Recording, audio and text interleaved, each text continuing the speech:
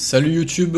Bon, du coup on avait déjà commencé le live, mais je fais une petite partie à côté pour la rediff où on va parler du film. Donc le film sur l'arc Redze, qu'est-ce que j'en ai pensé? Bah c'était une dinguerie hein. En vrai, je crois que j'ai rarement vu un film où tout le monde a été à ce point unanime.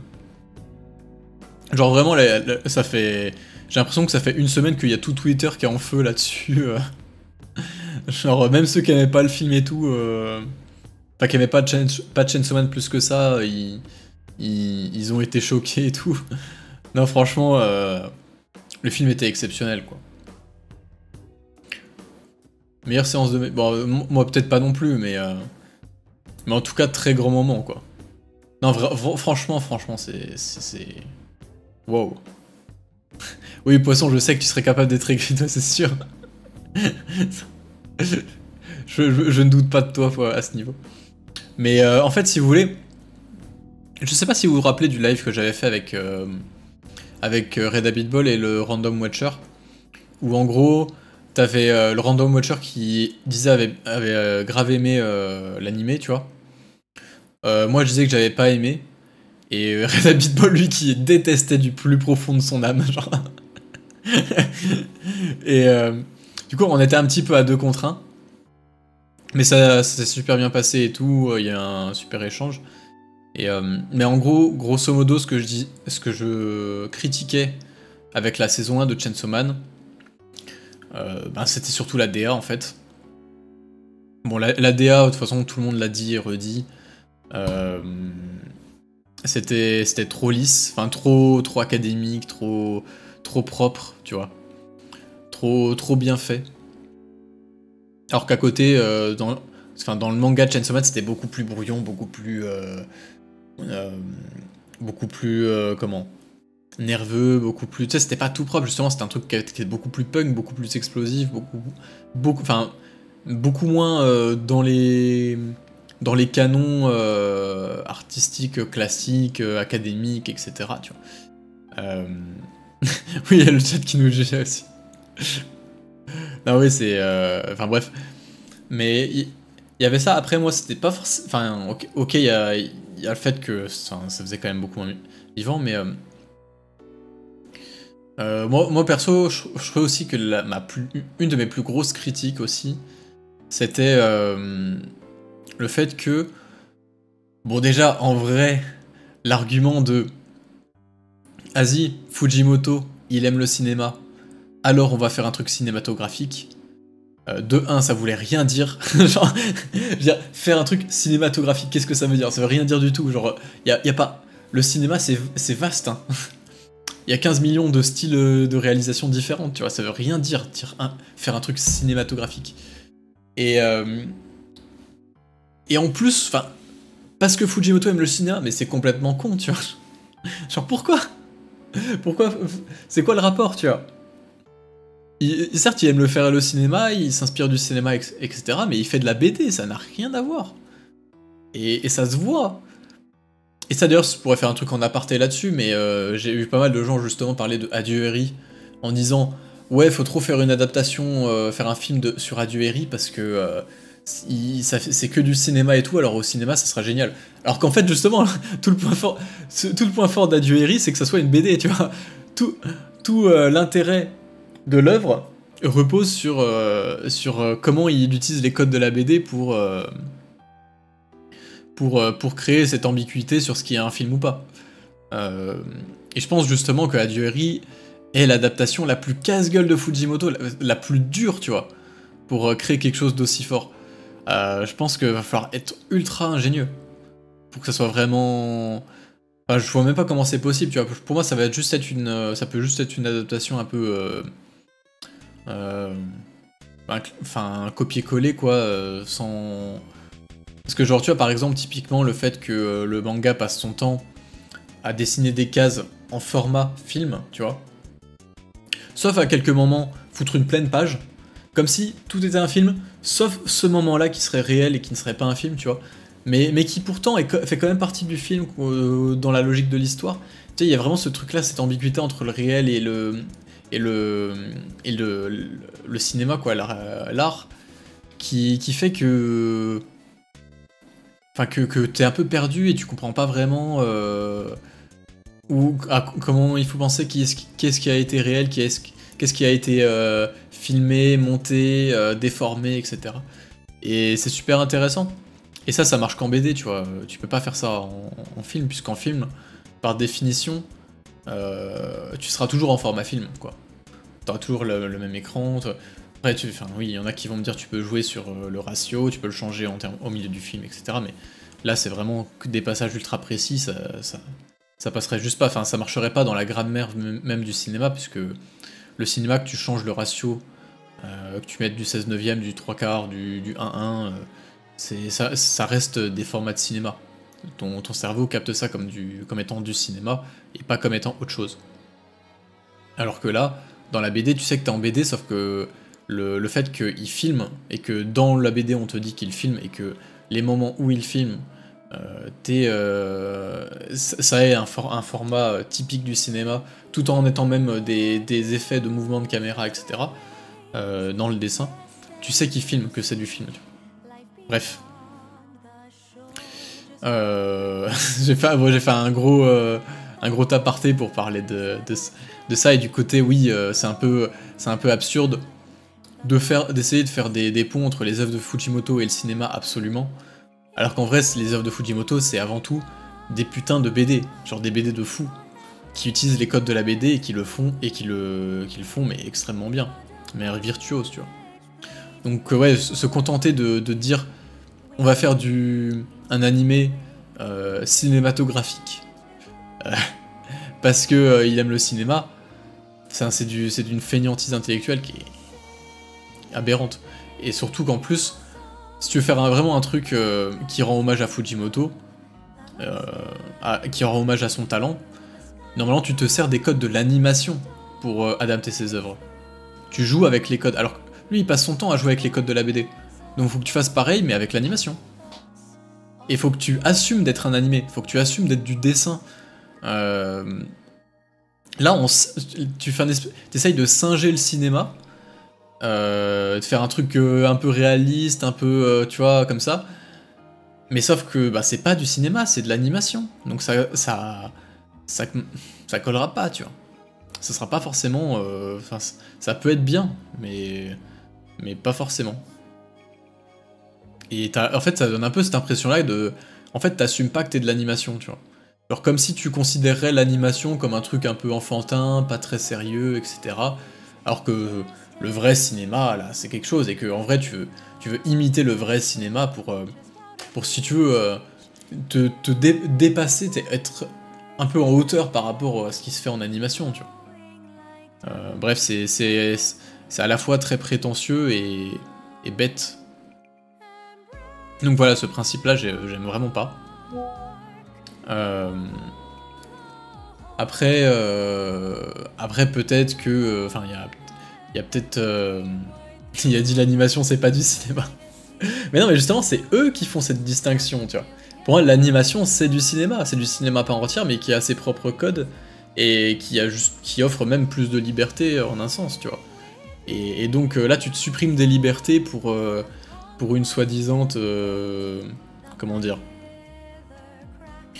pour donner un côté sérieux et mature à ton truc, alors qu'en fait c'est tout l'inverse, quoi. C'est immature de fou, parce que ça...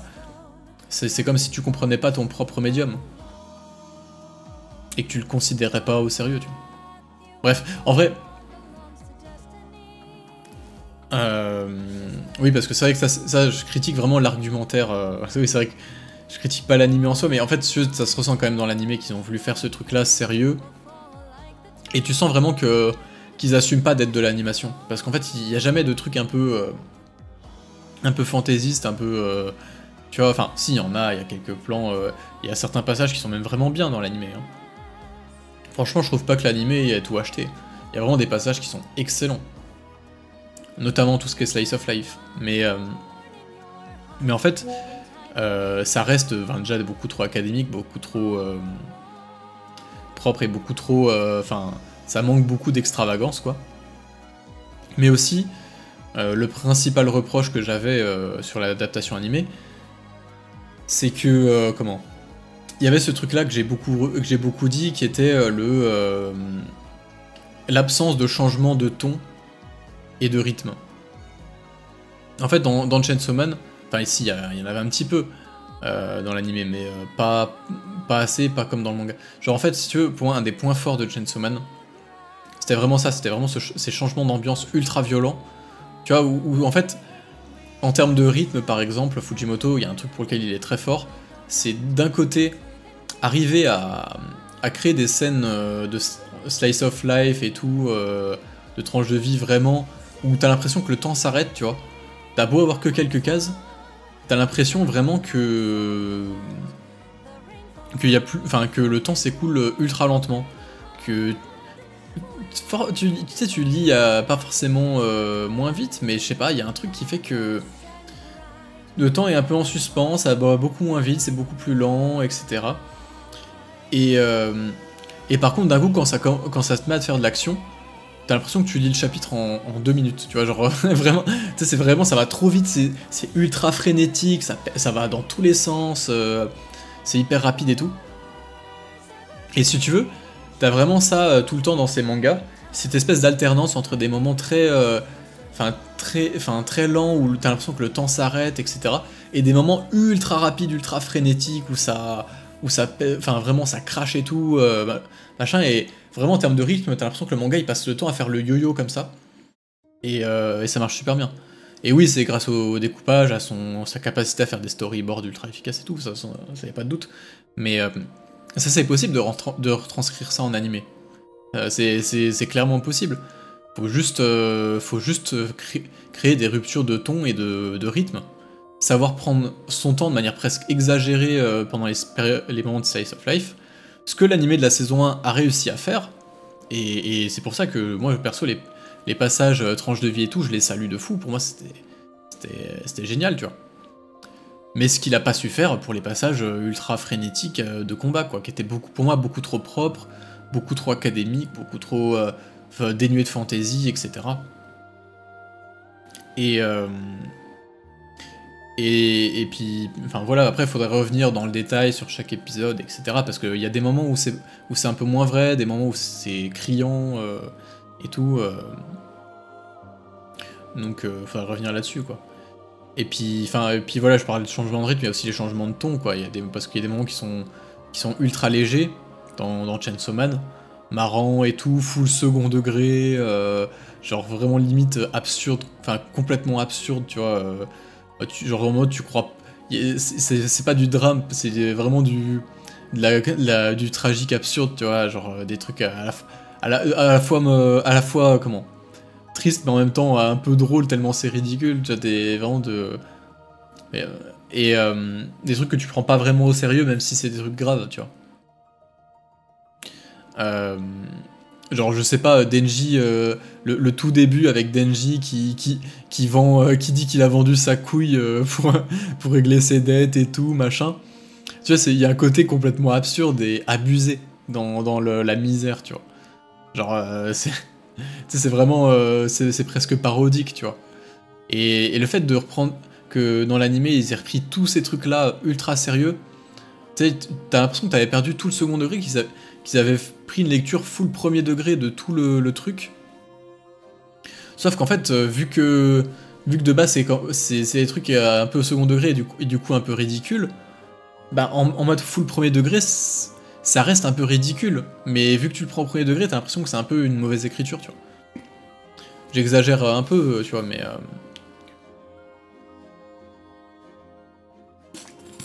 Mais tu vois, t'as... Le fait en fait que tout soit constamment très sérieux, très en mode vas-y on fait un truc un peu sombre, un peu sérieux, un peu réaliste, tout ça, ben ça fait qu'il y a des moments qui sont juste un peu pas ouf, quoi. Où t'as l'impression que c'est un peu un mec que ça a été écrit par un mec un peu adolescent, un peu pas... un peu edgy, tu vois, enfin genre... Alors que justement Fujimoto il passe son temps à être un peu... avoir ce truc là un peu décalé... Donc voilà. Bon, ça fait 15 minutes que je blablate sur la saison 1. Mais voilà, pour moi, c'était ça les principaux défauts de la saison 1 de l'animé. Et tout ça pour en revenir du coup au film. Et ben le film, en fait, c'est tout ce que la saison 1 a fait de bien, en supprimant tout ce qu'elle a fait de mal. Genre vraiment, enfin, tout ce qu'elle a fait de mal. En tout cas, tout ce que moi j'ai pas aimé dans la saison 1 et que je viens de vous expliquer, quoi. Donc, parce que déjà, ça a gardé ce qu'il y avait de bien. Donc par exemple, pour tous les moments de un peu tranche de vie qu'on voit tout le long de la première partie du film, bah c'est resté pareil, tu vois. Il n'y a pas eu beaucoup de changements, en fait. Si, il y en a quand même eu quelques-uns. Il y a eu un peu plus d'audace dans la mise en scène. Par exemple, au tout début, la scène d'intro, j'ai vraiment kiffé. Le moment où, tu sais, il y a Pochita qui dit « n'ouvre pas la porte » et tout, et en fait, c'est dessiné en noir et blanc, de manière très crayonnée, etc. Ça, par exemple, c'est le genre de truc qu'on n'aurait pas vu dans la saison 1. La saison 1, ils auraient adapté ça en faisant juste la même animation et tout, ils auraient fait le truc tout en couleur, tout mise en scène exactement comme le reste et tout, ils auraient fait ça, tu vois. Là tu sais, c'était vraiment en mode... T'as l'impression que tout a été fait au crayon et tout, genre c'était vraiment, vraiment une bonne idée pour faire un peu flashback et tout ça. Donc tu vois, et puis pareil, il y a eu des moments qui faisaient plus animé, tu vois. Genre les moments un peu goofy où il y a Denji qui traîne avec Makima et tout, tu vois, tu sentais qu'il y avait un peu plus de fantaisie et tout. Et donc, bah, ça c'est que des points positifs, hein. Tu vois, tu sentais que ça assumait que c'était de l'animation, pour le coup. Et... comment? Et ouais, à côté de ça, ça gardait le côté très sérieux de la partie 1 avec ce truc-là qui prend son temps, qui montre des... Parce que la partie 1 était très forte pour ça, dans les moments un peu slice of life, c'était de montrer des gestes, vraiment de détailler des gestes du quotidien et tout, complètement inutiles, tu vois, genre faire du café, faire du machin, vraiment détailler des trucs anodins et banals, mais qui en fait au final font toute la force d'une scène de tranche de vie, quoi, qui font que t'y crois. Et ça, ils ont continué de le faire dans tout le début du film de Redze. En plus, oui, comme tu dis, avec des cara design de fou, genre, cara acting, comme tu dis, où genre, ouais, voilà, il faisait bien jouer les persos. T'avais des bonnes expressions faciales, enfin bref. Et un truc qui se rapproche un peu plus de Fujimoto en termes d'imagerie. Et oui, j'ai vu qu'Antoine Goya a commencé à regarder la saison. Après, je sais pas s'il va aimer, lui. Et tu vois, ils ont gardé un peu ce côté sérieux. Ils sont pas allés tout de suite dans des trucs vraiment fantaisistes, vraiment...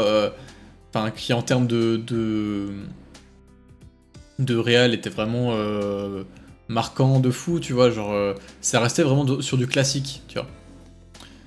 Ce qui est pour moi un bon choix pour les scènes de tranche de vie. Franchement.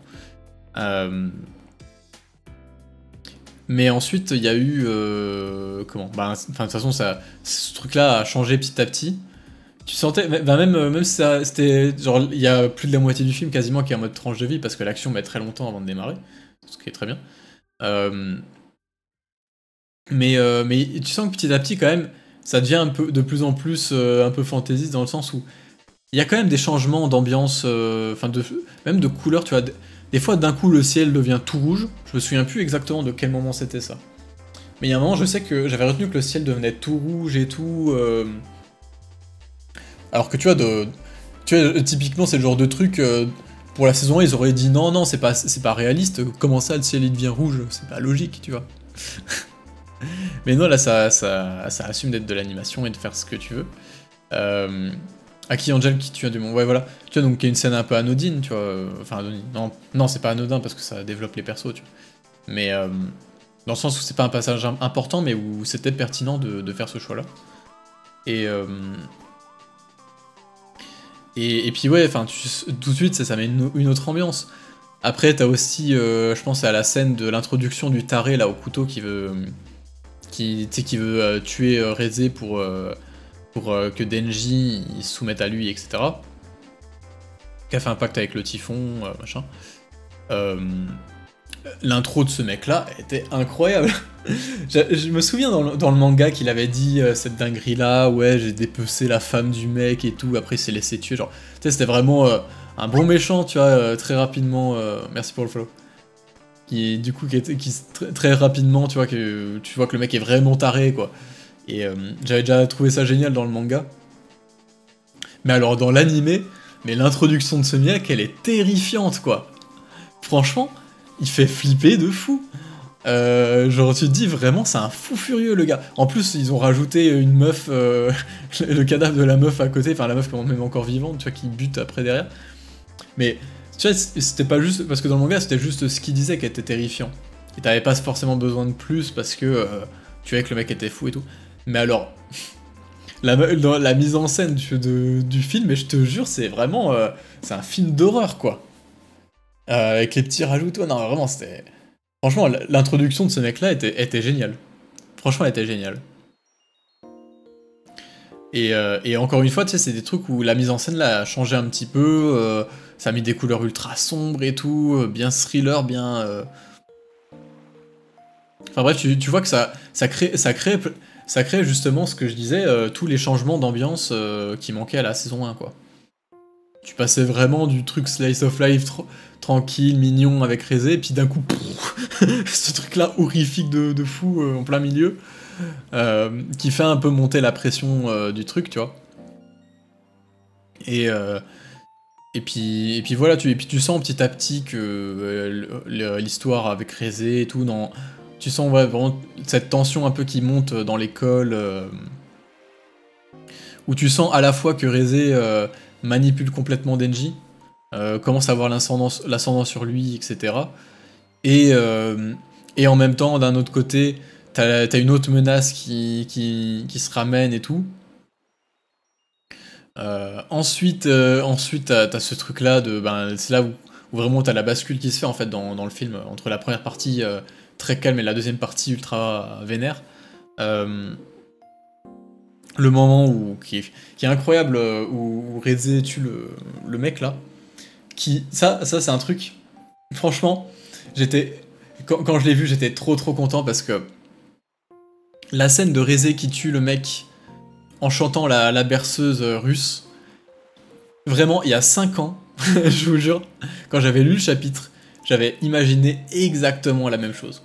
Mais vraiment, je pense à la frame près, tu vois. Genre vraiment, j'avais trop imaginé, tu sais, Rézé avec une voix douce, tu vois. Qui est dans une forme de transe, tu sais, comme ça, genre, tu sais, qui regarde même pas sa victime, qui est en mode automatique en train de l'étrangler et tout, machin et tout, et tu sens qu'elle est à la fois... Tu sais pas vraiment si elle délire complètement, si elle fait ce truc-là, si elle chante un peu pour un peu oublier ce qu'elle fait, etc. Genre vraiment... c'est ce moment-là qui est vraiment génial, où j'imaginais vraiment... je l'imaginais vraiment agir comme ça, tu vois. Et j'imaginais aussi la scène, le chant, tu sais, se poursuivre, avec des changements de point de vue, où tu retournes sur le point de vue d'Aki, etc. Tu changes plusieurs fois comme ça à la fois de point de vue et à la fois de scène, enfin de façon de filmer le truc, enfin de changement de caméra, etc. C'était vraiment exactement comme j'imaginais. C'est pour ça que j'étais trop content, et j'avais vraiment hâte d'entendre cette musique aussi chanter. Donc ouais, non, c'était... Franchement, ce moment-là, c'était un gros kiff. Et puis après, voilà, tout ce qui ensuite, tu sens la tension qui monte crescendo. Ah oui, la scène où Reza arrache la langue de Denji. Tu vois, cette scène-là, elle a à la fois, comment... Je sais pas comment dire. C'est une scène qui est à la fois terrifiante et à la fois goofy un peu. Parce que genre, tu vois, comment, le fait qu'elle tire la langue avec la langue dessus et tout, c'est un peu goofy et tout dans le manga. Mais en même temps c'est un peu... Tu te dis, waouh, t'es dans la merde là, parce que... tu vois, elle va être goofy pendant 2 secondes et tout. Et l'instant d'après, Denji, il va être là, il va tirer son truc et d'un coup, pouf, la main qui se découpe et tout, il peut même pas tirer, il peut rien faire du tout. Genre vraiment, t'as la pression qui monte d'un coup. Genre, tu comprends pas trop ce qui se passe. Tu vois Denji qui crache du sang et tout, Redze qui fait la con avec sa langue et tout. Et puis d'un coup, tu sais, c'est un peu goofy. Et d'un coup, paf, ça part en couille complet. Tu réalises d'un coup qu'en fait, il est dans une merde noire. Il y a Bim qui lui sauve la mise, sauf que après, juste après, il se fait vite défoncer et tout. Donc d'un coup, la pression, tu passes d'un coup des moments un peu chill à la pression de malade, quoi. Surtout que juste avant, il y avait le feu d'artifice et tout, enfin bref. Puis oui, bien sûr, enfin, vous voyez, je vous parle dans le chat, vous parlez des musiques depuis le début. Ah, les musiques sont géniales, mais après c'est du Ushio, ça, on s'y attendait.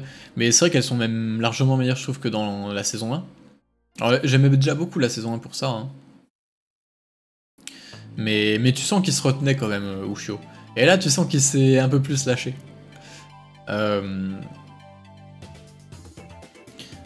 Mais ouais, et puis, enfin, bref, à ce moment-là, d'un coup, le film, l'action, le côté deuxième moitié plutôt vraiment action du film démarre complètement. Et puis à partir de là, c'est open bar, quoi. Et en fait, à partir de ce moment-là, quand ça commence à devenir de l'action, là, ça change radicalement de DA. Et ça, franchement, je kiffe de fou. Genre, là, ça passe d'un truc très académique et tout, même s'il y avait des petits sursauts, à un truc où vraiment, les types... Tu sais, genre, vraiment, je pense à ce moment-là, ils ont dit aux animateurs, alors les gars, ouais, vous voyez, lisez le manga, vous voyez ce qu'il faut faire à peu près, voilà, vous respectez à peu près ça et tout, mais sinon, en vrai... faites ce que vous voulez, quoi. Adaptez ça comme vous voulez, lâchez-vous, quoi. Vraiment, genre, tu sens, la réunion, ça a dû être ça, tu vois. Ça a dû être... Bon alors, toi, tu vas faire cette scène-là. Bon, tu fais ce que tu veux. Toi, tu vas faire cette scène-là. Bon, bah, tu fais ce que tu veux. Genre, c'est vraiment... Tu sens que vraiment, les mecs, ils ont vraiment la liberté de se permettre des trucs un peu fantaisistes et tout. Et si tu veux, moi je suis pas un immense fan par exemple des animés qui rallongent à mort les combats en faisant des trucs ultra impressionnants, qui partent dans tous les sens, etc. Là ils l'ont fait, sauf qu'ils l'ont fait mais vraiment bien.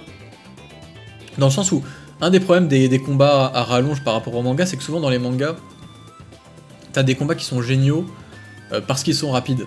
Parce que tu vois, en deux cases, c'est ultra violent. Tu sais, je sais pas, par exemple, SNK, Levi contre le titan bestial. Moi j'étais sur le cul quand j'ai lu ça à l'époque, parce qu'en fait, tout se passe en 3 pages, il se fait démonter la gueule en 2 secondes, c'est ultra violent, ça part dans tous les sens. En plus, t'as ce jeu-là avec les cases de comment, le titan bestial qui réagit à ce que Levi fait, genre avec une case de retard, tu vois, genre... à un moment il dit, tu sais, genre Levi lui coupe les yeux, le temps qu'il dise juste mes yeux, Levi lui a déjà coupé la jambe, et tu vois, j'avais tout qui est en décalé, du coup c'est génial, enfin bref. Et ça se passe en 2 secondes, du coup c'est ultra violent. Et dans l'animé, ils ont un peu reproduit ça, mais je trouvais qu'ils avaient mis un peu trop de mouvements bonus, etc. Et du coup, ça manquait un peu de rapidité, même si bon, c'est un peu du chipotage. Donc c'est pour ça que des fois, j'aime pas trop les adaptations comme ça qui rallongent à mort les combats. Sauf qu'en fait, là, tout ce qu'ils ont rallongé, ça collait juste trop bien, quoi. Non seulement parce que dans le manga, c'était pas forcément un combat du style ultra expéditif et doux, c'était quand même un combat assez long, où il y avait beaucoup de changements de scène, beaucoup de changements de place, etc. Il se passait plein de trucs tout le temps. Et il y a beaucoup de passages, un peu brouillons, que Fujimoto aime trop faire, ça, dans les combats et de la scène d'action, faire des trucs ultra brouillons, ça pète dans tous les sens, tu comprends pas tout ce qui se passe. Et franchement, ça, ils l'ont trop bien retranscrit. Sans créer la moindre incohérence, que ce soit des incohérences un peu physiques de base, tu vois, ou même des incohérences, je sais pas, de power scaling, tu vois, des trucs un peu à la con, mais qui sont bien, enfin que j'aime bien quand même garder cohérent, tu vois. Et ouais, et puis tu sentais que vraiment, il y a des trucs, il y a des scènes, mais vraiment qui sont virtuoses, quoi. Il y a des plans. Pouah, mais pour moi, vraiment un des meilleurs moments du film, enfin le moment qui m'a le plus foutu sur le cul, c'est un moment qui a pas mal traîné sur Twitter, etc. Où tu sais, t'as Denji et tout qui se bat contre Eze dans le bâtiment là. Ouais, ouais, c'est ça. Où ça change de couleur en plein milieu de l'action. T'as des. Ça, tu sais, ça part dans tous les sens. Tu vois. Un coup ça change de couleur, un coup ça ralentit, un coup ça change même de style de dessin en mode. Ça passe sur un style beaucoup plus crayonné, un peu en noir et blanc. Un coup un style beaucoup plus moderne. Genre, tu vois, il y a un moment, elle balance des bombes. Et ce moment-là, tu sais, c'est un style qui fait, je sais pas comment dire, un peu, enfin, j'ai envie de dire moderne, parce que tu sais, c'est très, il y a un peu tout qui est lisse, un peu tout qui est en couleur un peu métal, enfin pas métal, mais, je sais pas comment dire, tu sais, ça fait presque comme de la 3D, alors qu'en plus c'est en 2D, enfin, tu sais, c'est très, je sais pas comment dire. Faudrait que j'ai l'image sous les yeux pour vous compreniez bien, mais je pense que vous voyez ce que je veux dire. Et puis après, juste après, où ils sont en mode un peu plus tôt corps à corps, là c'est beaucoup plus crayonné, beaucoup plus brouillon, etc. Et tu sais, ça colle trop bien, parce que d'un côté, tu balances des bombes, tu vois, c'est vraiment un truc un peu plus moderne, etc. Puis après, d'un coup, tu passes sur du corps à corps où ça se tape à main nue, truc beaucoup plus à l'ancienne, tu vois. Non, vraiment, c'était... Et puis en même temps, ben, là, en termes d'animation, ça pète de partout, tu vois. Et par exemple, un des trucs qui manquait à la saison 1 en termes d'action, c'est justement ce truc-là où ils osaient vraiment mais déformer les corps dans tous les sens, la perspective qui se déformait et tout, qui devenait complètement irréaliste, les corps qui sont ultra déformés, ou d'un côté il a un doigt qui est genre, ou la tête qui est en avant, machin comme ça, étirée de fou, ou des, c'est pour donner des sensations un peu de vitesse, un peu de mouvement hyper ample et tout.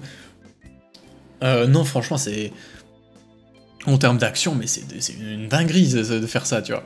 Franchement, c'était incroyable, c'était...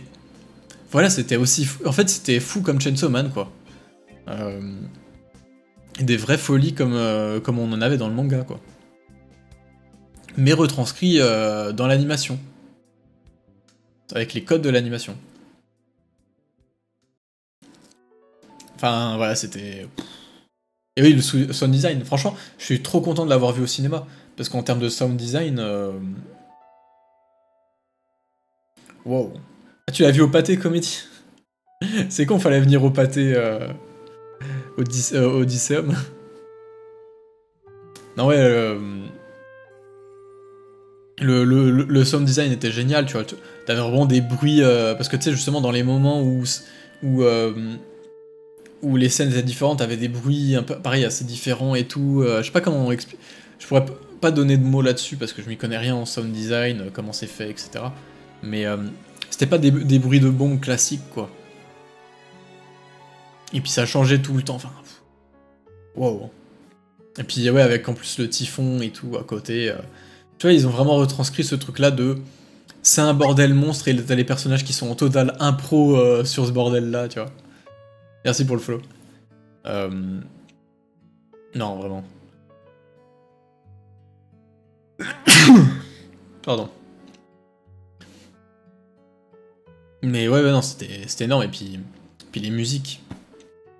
Parce que oui, c'est ça que je voulais dire. Le moment, là, quand je viens de décrire du combat et tout, où t'as la scène de fou, là. Je pense que je vais juste l'appeler la scène de fou, parce que tout le monde voit de laquelle on parle. Ouais, du coup, pendant la scène de fou, il y a eu une musique, mais... Après, c'est pas que pendant cette scène, c'est à plusieurs moments. Mais je sais même pas si c'est une musique ou plusieurs musiques différentes, parce que j'ai pas encore écouté la playlist des OST du film. Mais en fait, j'ai retrouvé Ushio Prime, tu vois. Vraiment, je l'ai retrouvé à son prime quand il était sur Devilman Crybaby. C'est pas encore tout à fait aussi culte que les musiques de Devilman, mais t'as ce truc-là que je kiffe chez lui, qui est un mélange, mais qui est vraiment génial, et que je sais pas, j'ai l'impression qu'il y a que lui qui le fait avec cette vibe-là. Qui est de... Tu sais, il fait des trucs très... tu sais, genre vraiment de la techno, tu vois, genre... je sais même pas si on appelle ça de la techno, j'y connais rien, mon vocabulaire... Mais genre, tu sais, des trucs un peu... Tu sais, enfin, très... boum, boum, boum, boum. Et puis d'un coup, il te lâche des chœurs, tu vois. Il te lâche une chorale comme ça, en plein milieu. Et du coup, tu te retrouves avec un truc un peu chelou, parce que t'as d'un côté un truc qui fait très moderne, très limite boîte de nuit et tout. Et de l'autre côté, un truc un peu plus vraiment enfin, pas traditionnels, genre, mais genre vraiment des chœurs, genre t'as l'impression que t'es à l'église. Genre vraiment, ils mélangent de la techno et de l'église, tu vois. C'est n'importe quoi. Et ça marche trop bien. À chaque fois, ça marche trop bien, ça donne un côté. Un côté, je sais pas comment dire, mais. Presque satanique au truc, tu vois. Après, je suis biaisé parce que j'ai trop Devilman Crybaby en tête quand je pense à ce genre de musique. Et du coup, ouais, dans Devilman Crybaby, c'était vraiment le truc ultra satanique et tout à chaque fois. Mais je sais pas, ouais, ce truc-là ouais.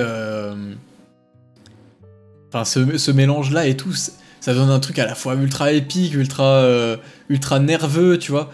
Genre, parce que souvent, quand t'as des chœurs, une chorale, etc., ça fait souvent un peu un truc un peu divin, un peu solennel, un peu, tu vois, euh, grand, tu vois, genre un truc presque grandiose, enfin, genre, voilà, très sérieux, machin.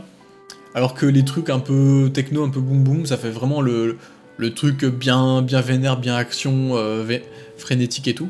Et lui, il arrive à mélanger les deux et ça crée une vibe qui est vraiment unique, que je trouve juste... wow. Juste wow. Les scènes où il y a cette musique-là, mais... vraiment, j'étais sur le cul, enfin... Et puis même, j'ai vraiment eu ce truc-là de... Ah, Devilman. Genre vraiment, le réflexe... putain, mais ça, c'est du Devilman, c'est... Et là, je me suis dit, ouais, il y a vraiment... Il y a vraiment Ushio. Et c'est vraiment lui, là. Il revient à son prime. Et... Enfin, comme, je dis ça comme s'il était mauvais sur la saison 1, alors que pas du tout, mais... Ouais, le même avec DiCaprio, exactement.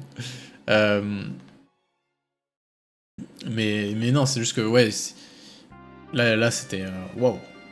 Et puis bien sûr, oui, c'est vrai qu'en termes de musique, j'ai pas parlé de l'insert song je sais jamais comment elle s'appelle la musique, mais de l'ending 3 de la saison 1. Qui était fou, genre, où ils ont mis la musique. Je pensais qu'elle était à 100%, mais en fait non, c'est même pas la version complète, quoi. Ils continuent de gatekeep la version complète de la musique.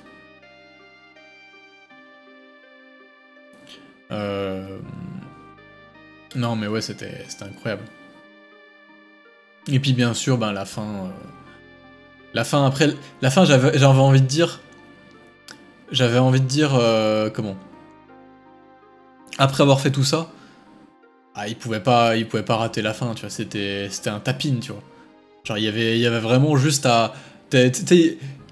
Une fois qu'ils avaient tout ça, genre vraiment, là, ils avaient construit toute la phase de jeu et tout, ils avaient tellement bien construit le truc qu'en fait, il restait plus que... Ils avaient dribblé toute l'équipe adverse, le goal était à 50 mètres des cages, ils étaient à 3 devant le but avec la balle dans les pieds, à 5 mètres des cages, ils avaient juste à pousser la balle dans le but pour marquer, tu vois. Genre vraiment, c'était... Après avoir fait tout ça, vraiment, c'était du tout cuit. C'était du tout cuit, tu vois. Donc bah forcément, la fin est incroyable. Surtout que ben, le produit adapté de base est incroyable, mais genre ouais, le final et tout, avec Redze qui reproduit exactement le même parcours que celui qu'elle faisait en début de film, etc. Makima qu'on n'a pas vu du film, mais qui pourtant avait ce côté un peu omniprésent, parce qu'il y a eu une récurrence avec les formes un peu rondes tout le long du film, comme si elle était tout le temps en train d'observer. Et qui d'un coup réapparaît, et tu vois, bute Redze froidement, bah, comme dans le manga. Je vais pas répéter l'analyse que j'ai fait, mais tu vois, ça... comme j'avais dit dans l'analyse de... J'avais pas fait d'analyse d'arc, mais j'avais fait une analyse de cette partie et tout, très, très rapide sur une vidéo, où j'expliquais que vraiment, t'avais ce truc-là de Redze, on comprend vraiment qui elle est qu'à la fin, quand Kishibe nous raconte l'histoire de son origine, hein, de comment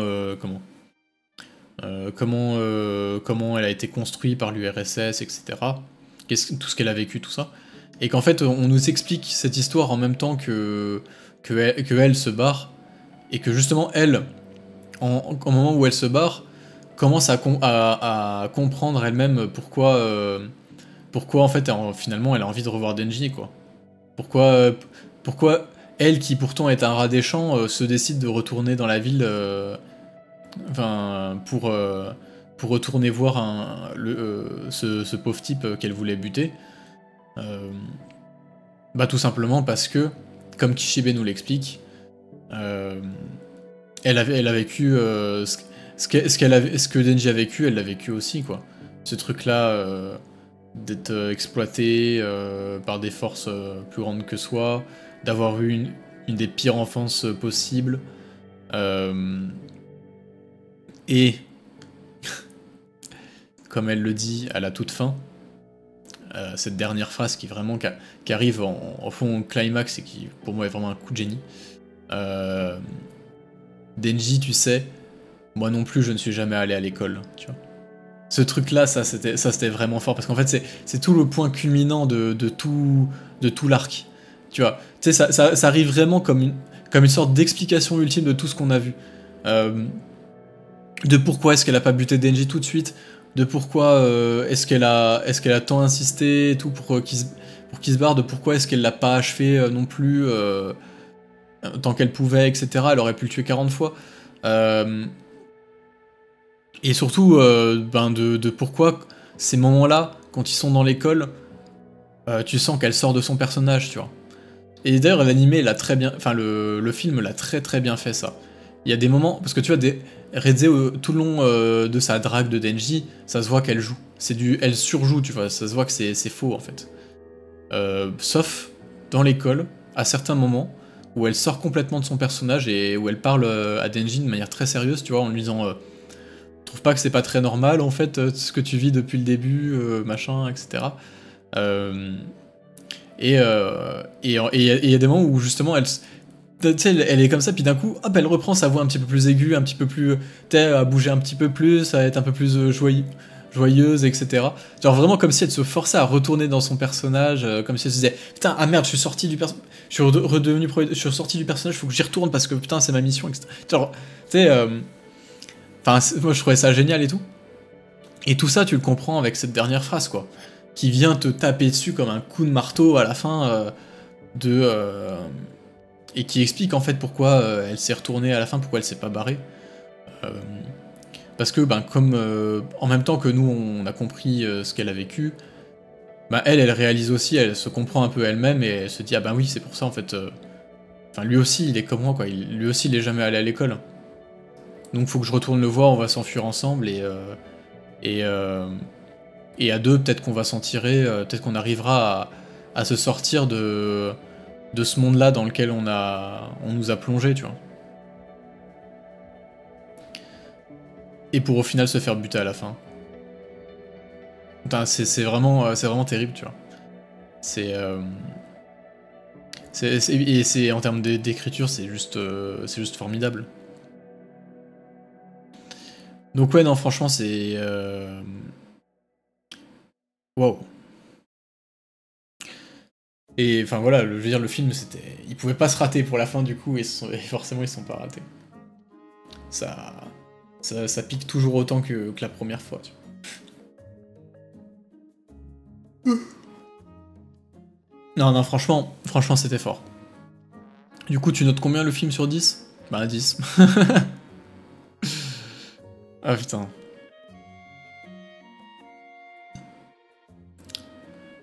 Wow.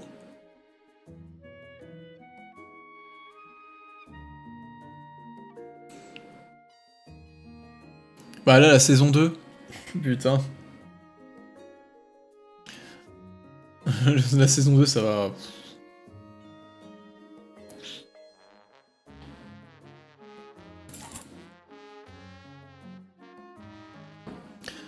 Franchement, la saison 2, faut... Après, la saison 2, ce qui va être compliqué, c'est qu'ils vont devoir aller encore plus loin. Vraiment, ils vont devoir aller beaucoup plus loin. Tu vois, genre les moments un peu de fou là qu'ils ont fait pendant le combat là, va falloir qu'ils aillent beaucoup plus loin en termes de créativité, pas forcément en termes de technique pure, parce que tu vois, là en termes de technique c'était juste extraordinaire, tu vois. Mais je parle plutôt en termes d'idées de mise en scène, etc. Faut qu'ils soient beaucoup plus... qu'ils jouent beaucoup plus encore avec les codes, qu'ils fassent des trucs encore plus what the fuck et tout. Parce que c'est ce qu'il faut, tu vois. Limite, t'as l'impression que ce film-là, c'est un peu une transition, en fait, entre entre la saison 1 ultra académique et une saison 2 qui ne sera pas du tout. Parce qu'il y avait quand même une part un peu d'académisme là-dedans, machin. Là, la saison 2 va pas falloir se planter, enfin, va falloir oser faire des trucs. Vraiment, va falloir oser faire des trucs de fou, quoi. Le passage en enfer, plein de trucs, wow. Et aussi, il va falloir oser aller vite. Il y a certains... Parce que tu vois, là c'est vrai que c'était un peu facile, on va dire, entre guillemets, en termes comment, de mise en scène du combat. Parce que tu pouvais facilement rallonger et tout, sans que ça soit gênant. Ça sera pas le cas de la saison 2. La saison 2, il y a des combats qui doivent être très courts. Genre... où tu peux pas te permettre de faire 15 000 rajouts pour faire un truc stylé et tout. Il y a des trucs, vraiment, ça doit se dérouler en 2 secondes, tu dois rien comprendre, en fait. Il y a que comme ça que ça peut aussi bien marcher qu'en manga. Genre, le passage en enfer, contre le démon ténèbres, je suis désolé, mais pour moi, ça doit aller très très vite. Je pense qu'il faut que tout le monde crève en 2 secondes, tu vois. Genre, vraiment, faut que ça soit ultra violent, que t'aies vraiment les mêmes scènes, tu vois, que tu comprennes ce qui se passe et tout. Pas forcément mise en scène de la même manière, hein, forcément. Mais genre, tu vois, faut que tu fasses comme dans le manga, machin. Par contre, faut vraiment que ça aille très vite. Faut que, à peine t'aies le temps de capter qu'il y ait tel mec qui se soit fait démonter, que celui juste après, il soit mort, tu vois. Genre, vraiment, c'est comme ça que ça doit marcher. Et c'est pour ça que moi, je serais content que, justement, contrairement à certains et tout, que la saison 2 fasse bien 12 épisodes. 12 ou 13, tu vois. Il y en a plein qui disaient, oh, ça ira trop, ça va aller trop vite et tout, c'est impossible qu'ils fassent ça, machin. Moi, je pense au contraire que ça serait parfait. Parce que, bon, déjà, la saison 1 fait 12 épisodes, ils ont quand même réussi à prendre leur temps. C'était quand même assez lent, même par moments, un peu trop. Et il n'y a que 6 chapitres en plus dans ce qui reste adapté pour la saison 2. Mais en plus vraiment, pour moi, s'ils mettent 12-13 épisodes, ça va les forcer à foutre, à faire des épisodes mais ultra intenses. Genre, tu sais, pour moi, tout l'arc des assassins internationaux, dans cet arc-là, il y a des épisodes où tu peux mettre 5 chapitres en un épisode, tu vois, ou même 6 peut-être. Parce que c'est vraiment du full action, et suffit qu'en termes d'action, ça crache, ce que ça envoie, que t'en foutes de partout, sans faire de moment vraiment de pause. Ça peut aller très très vite. Donc ouais, moi j'espère qu'ils auront un nombre de chapitres limité, enfin d'épisodes limités, que ça va les forcer à faire un truc très rapide, tu vois. Après, ça serait con qu'ils fassent un peu l'inverse de la saison 1, qu'ils fassent un truc rapide tout le temps et que les scènes de Slice of Life en pâtissent, mais pour moi, faut qu'ils aillent le plus vite possible sur les scènes d'action. Déjà pour se dégager le plus de temps possible pour les scènes de Slice of Life, pour créer vraiment une rupture de rythme très importante. Mais aussi enfin, qu'ils aient le nombre d'épisodes qu'il faut, quoi. Bref. Et moi, comme attente, c'est vrai que j'avais fait quelques tweets sur mes attentes, sur des attentes précises pour certains passages. Typiquement, moi j'avais dit, tu sais, je vois bien de toute façon un des épisodes se terminer sur la mort d'Aki. Et sauf que pour moi, l'épisode d'après, genre faut qu'ils arrivent très vite à la mort de Power, tu vois. Genre moi, une des pires erreurs qu'ils pourraient faire, c'est caser la mort de Power en cliffhanger en fin de chapitre. Ah moi je vous dis, comment est-ce que j'imagine l'épisode de la mort de Power? On se tape la dépression d'Enji suite à la mort d'Aki pendant 5-10 minutes, tu vois. Et enfin, tant qu'il arrive chez Makima, etc. machin. Et comment? Milieu de chapitre. Makima tue Power. Vraiment milieu de chapitre. Enfin, milieu d'épisode. Comme ça, pendant 10 minutes, je me dis... Enfin, peut-être, ouais, on va dire peut-être un peu plus que la moitié. On va dire au moins... Ouais, pendant 6-7 minutes, giga malaise, On passe 6-7 minutes dans l'appartement de Makima. Sous choc total, tu vois, complètement en malaise devant ce qu'on a devant nous. Et juste, on nous met le chapitre de Denji et Makima dans l'appart, où elle lui explique, enfin où elle le brise complètement. Comme ça, tu sais, vraiment, on comprend tout, enfin, on est juste choqué, on n'a même pas le temps de comprendre. Et après, conclusion de l'épisode, j'ai deux possibilités. Parce que ça, la conclusion du truc, c'était Makima, tu sais, qui mange sur son canapé. Pendant que Denji est allongé comme ça et bouge plus, tu vois. Et moi, je veux soit un ending avec rien du tout, pas de musique, rien du tout, et juste Makima qui continue de manger pendant 2 minutes, tu vois, avec les crédits par-dessus, et Denji qui bouge plus. Soit bah, l'épisode qui se termine comme ça, et pareil, un ending sans musique, sans rien, mais avec un écran noir, tu vois. Juste un écran noir, les staff crédits qui s'affichent, zéro musique. Comme ça, là, il y a, tu sais, il y a tout, comme ça, il y a tout le monde qui est juste choc bar, tu vois. Personne comprend ce qui s'est passé et tu sais, genre, moi, je veux que les gens, moi, je veux qu'il y ait un écran noir à la fin, que les gens ils se voient ils voient leur regard perdu sur l'écran, sur le reflet de l'écran noir de leur PC, tu vois. Genre vraiment. Moi, je veux que tout le monde soit traumatisé. Non, les endings, c'est une convention, hein, t'es pas obligé d'en mettre. Typiquement, tu vois, par exemple, typiquement, un des épisodes qui a le plus marqué le monde de l'animation, enfin, en vrai, je sais pas, mais on va dire, dans les dernières années, une fin d'épisode qui revient souvent, c'est, comment ? C'est la fin d'épisode, je crois que ça va être l'épisode 15 de la saison 1 de ReZero, il me semble. Où justement, en fait, ils ont foutu l'ending au milieu de la scène, tu vois. Et où t'as ce truc-là, de cette espèce de monstre qui se réveille et tout, avec tout le monde qui est mort et tout, et comment ?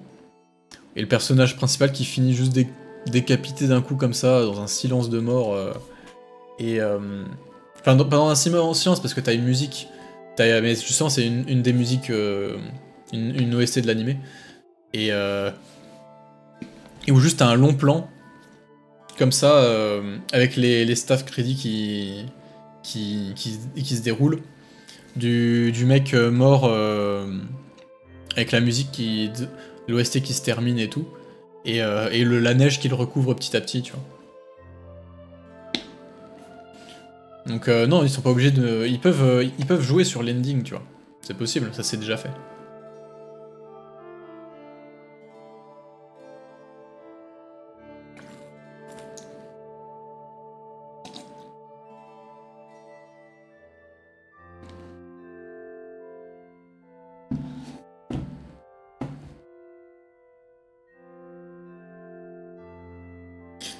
Donc ouais, non, moi c'est comme ça que j'imagine... Je sais que cette scène-là, vraiment, je l'imagine comme ça, et j'ai envie qu'elle soit comme ça, parce que... Genre, les gens, ils vont être à peine remis de l'épisode... Enfin, de l'épisode de la mort d'Aki. Parce que tu vois, la mort d'Aki, c'est parfait comme conclusion d'épisode, tu vois. Genre, c'est vraiment le truc tragique. Par excellence, tu vois, c'est vraiment the fin tragique, classique. Tu vois, c'est une fin qui est un peu classique, qui est genre ultra tragique et tout, mais qui marche super bien, qui choque, tu vois, qui marque de fou. Donc si tu veux, une fois que t'as vécu ça, t'es choqué de fou, tu te dis, ouais, il y aura pas pire, tu vois. Genre, c'est vraiment le truc... Peut-être arrivé au summum de ce qui est possible de faire. Alors, c'est pour ça que enchaîner par un épisode où Power se fait brutalement tuer au milieu de l'épisode, genre même pas, t'as même pas le temps de te remettre de ce qui s'est passé avec Aki et tout. Milieu de l'épisode, bam! Et après, vraiment un malaise, un silence de mort, pas de musique, rien du tout. Juste Makima et Denji dans l'appart.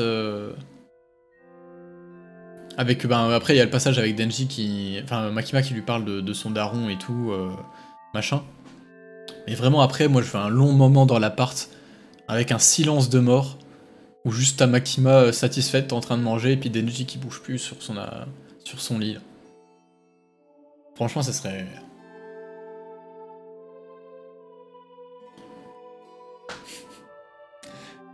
Là, on casse Internet. C'est comme ça qu'on casse Internet. C'est comme ça que...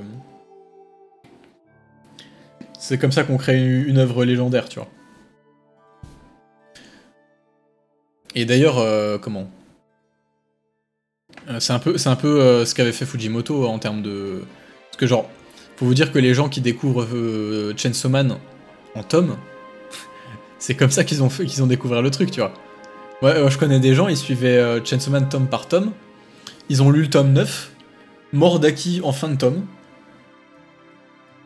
Genre, choc barre. Ils arrivent, ils attendent un mois plus tard, il y a le tome 10 qui sort, ils commencent à lire le tome 10, ils lisent un chapitre, ouais, Denji qui fait son deuil, etc. Ils lisent le chapitre suivant, Power qui s'est tué. Genre, début de tome, genre vraiment, 40 pages, et là t'es...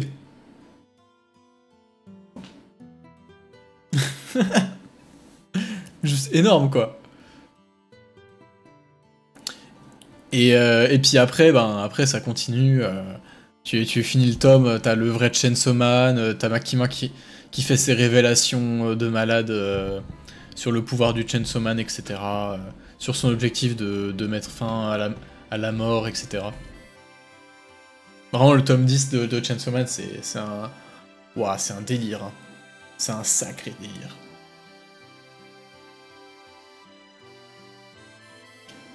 À vivre en chapitre par chapitre, c'était aussi quelque chose. Je faisais des reviews à l'époque. Elles sont encore sur la chaîne, les vidéos review. Je me souviens, j'avais fait... je me disais, qu'est-ce qui va se passer ensuite, etc. J'avais fait ma première review. La première fois que j'ai parlé de Chainsaw Man sur la chaîne, c'était la review du chapitre 79 sur Aki. La mort d'Aki. J'étais tellement choqué, je me dis, oh vas-y, il faut que je fasse une vidéo. Et après, j'ai fait une vidéo sur le chapitre 80, tu sais, je m'étais dit, waouh, il fait son deuil, machin. Et puis, chapitre 80, j'étais là, oh putain. Ah, j'aurais jamais imaginé ça. Non, c'était vraiment une folie. C'était une folie. C'était une folie ce que Fujimoto nous avait pondu à ce moment-là. Et c'est pour ça d'ailleurs que, enfin, on en parlait tout à l'heure sur la partie 2. Compliqué pour la partie 2 de rivaliser avec ça, honnêtement. Même si la partie 2 est beaucoup mieux maîtrisée, bien meilleure sur plein d'aspects, dès le début, etc. Je sais pas s'il arrivera à nous faire une conclusion qui soit aussi forte. Donc ouais. Voilà. Bon, c'est à peu près tout ce que j'ai pensé du film, de mes attentes aussi pour la saison 2. J'ai été un peu long, mais voilà. Il y avait quelqu'un qui m'avait demandé, je me souviens dans les commentaires, si je comptais faire un autre live débat, machin, avec le Random Watcher et Red Habit Ball. Mais en vrai, je pense pas, parce que, en fait, pour le coup, je pense qu'on est tous d'accord maintenant. Je pense qu'il n'y a pas de débat hein, sur la qualité du film et tout. On a tous pris une énorme claque. Hein. Franchement. Et d'ailleurs, je sais que le Random Watcher est en train de préparer une vidéo à l'heure actuelle sur le film. Et je pense que la vidéo sera top, hein, le connaissant. Je crois que j'ai vu sur Twitter, c'est la 4ème fois qu'il retourne voir le film. Donc, à mon avis, il a pris des notes. Hein. Il doit être comme un fou là. Et ouais, je pense qu'il va parler de techniques d'animation bien mieux que moi. Il va parler de plein de trucs, ça va être intéressant. Donc, vous irez regarder sa vidéo. Vous vous rendrez compte que le film a réussi à réveiller Random Watcher. Il a réussi à lui faire une vidéo. C'est quelque chose quand même.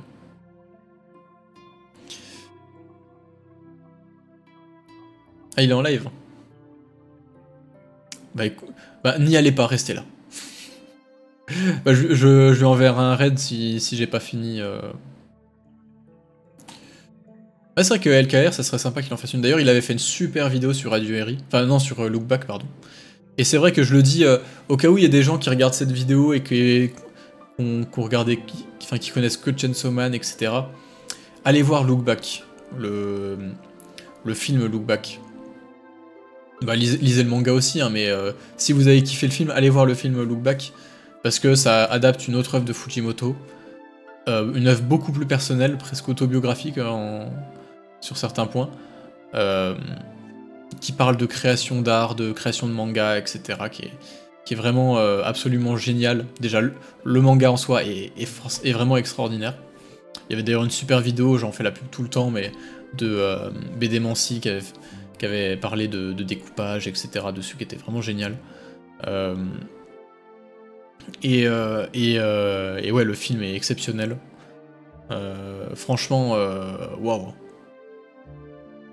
Allez voir le film, parce que même si vous avez lu le manga, allez voir le film. Si vous l'avez pas lu, allez voir le film quand même. Lisez le manga aussi. Parce que vraiment le film c'était une claque, vraiment waouh. Ça m'a touché de fou, alors que j'étais déjà touché de base par le manga et tout. Non, c'était vraiment très très fort. Je préfère le film Look Back à Chainsaw Man perso. Bah, en vrai oui, même moi en termes de... Je préfère quand même le film Look Back, honnêtement. Parce qu'en plus ça c'est vraiment un film qui avait une DA propre à lui-même et tout, très personnel, très... Non, c'était vraiment incroyable. Donc ouais, voilà. Et puis voilà, j'espère que... Parce que oui, en plus il y aura 1726 qui va bientôt arriver, donc qui sera une série qui adapte les histoires courtes de Fujimoto. Où je crois Fujimoto il a écrit 8 histoires courtes que vous pouvez retrouver dans un recueil qui s'appelle 1721 et un autre qui s'appelle 2226. Et qui raconte un peu toute... qui nous met toutes les histoires un peu qu'il a écrit vite fait avant de commencer sa carrière, on va dire, entre guillemets, sérieuse de mangaka. Et là, en fait, l'adaptation, c'est une adaptation animée par... où t'as un studio, à chaque fois, qui s'occupe d'une seule de ces histoires courtes, et qui, en plus, à chaque fois, tu sais, va la développer un peu plus, parce que forcément, c'est des histoires de... Et des fois, c'est des histoires de 20 pages, tu vois. On va dire c'est entre 20 et 60 pages à chaque fois, donc forcément c'est très court. Et du coup, même pour faire un épisode entier, il faut rallonger un petit peu parfois. Et du coup, en fait, ça va être un truc qui, je pense, va être très libre en termes d'adaptation. Ils vont changer plein de trucs, ils vont rajouter plein de trucs, ils vont pouvoir se permettre plein de choses en termes de mise en scène, etc. Donc je pense que ça va être très intéressant. Je pense justement que ça va faire partie des meilleures adaptations des œuvres de Fujimoto. Justement parce qu'il va y avoir une certaine liberté d'action. Et aussi du fait que qu'il y ait vraiment un studio par épisode, tu vois. Comme ça permet vraiment à la fois à des petits studios un peu indépendants qui peuvent pas se permettre de créer un animé entier, de se concentrer à un seul truc très court, de se mettre à fond dessus et de montrer qui c'est, tu vois, genre en mode de regarder, nous on est un petit studio et tout un peu indépendant, un peu petit machin qui est dans la démarche, mais regardez ce qu'on sait faire quand on se met à fond dans un truc, tu vois. Je pense qu'il va y avoir un côté un peu comme ça. Des mecs qui vont montrer vraiment ce qu'ils savent faire et tout, surtout que ça, moi je crois à l'effet magique Fujimoto, tu vois, genre le mec, tout ce qui est en lien avec ce mec là, ça devient de l'or, tu vois, donc je pense que même des types qui sont un peu, qui sont pas forcément ultra bons et tout, ils vont être, et ça va les inspirer tout ça, et ils vont réussir à sortir des trucs et exploiter leur potentiel à fond, tu vois.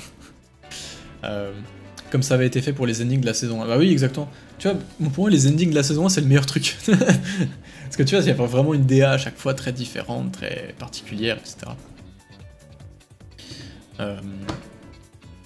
C'est sûr, ça va être 100 fois mieux animé que des œuvres ultra hype, ultra mainstream. Ouais, mais après, enfin, mieux animé. Pas forcément mieux animé, mais en tout cas plus créatif, je pense. Ça va pas être mieux animé que, je sais pas, certains cuts de l'animé de One Piece qu'on voit passer de temps en temps, etc., qui sont complètement fous. Mais par contre, je pense que ça va être beaucoup plus créatif, beaucoup plus intéressant, en termes de pure animation, tu vois. Donc bref, voilà, c'est à peu près tout ce que j'avais à dire sur le film et sur un peu tout ce qu'il y a autour à propos de Fujimoto. Presque 2 heures, on n'a pas eu le chapitre, oui, je sais. Mais justement, on va le dire. Surtout qu'en plus, là, je commence à avoir la voix qui fatigue un peu. Donc, j'ai pas le choix.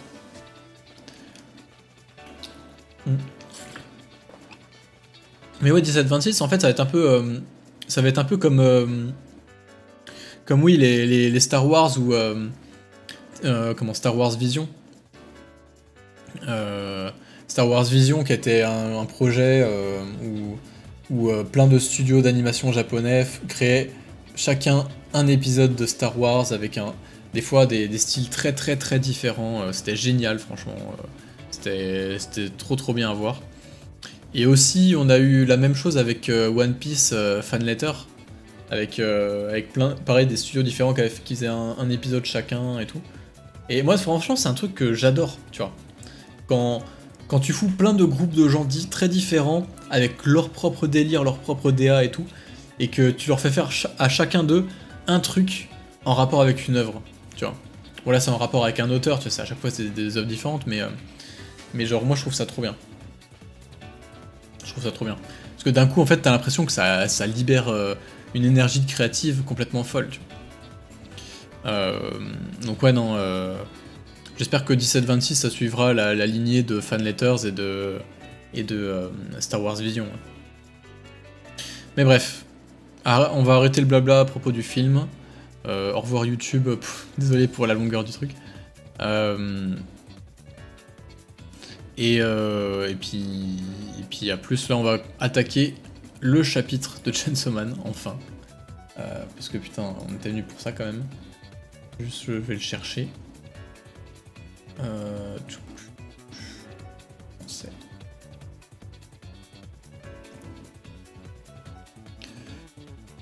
Ouais, il me semble qu'il y avait une... Enfin, j'ai vu passer ça vite fait sur Star Wars Vision, peut-être. Hop. Bref. Salut, et puis on enchaîne avec la lecture.